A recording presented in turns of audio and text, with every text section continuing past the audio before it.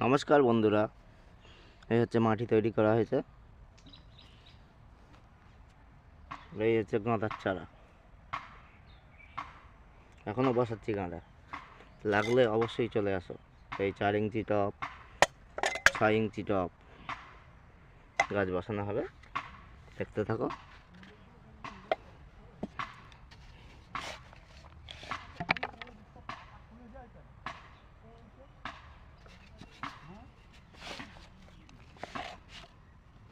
ভিডিওটা দেখতে থাকো, ভিডিওটা ভালো লাগলে অবশ্যই একটা লাইক করে দেবে।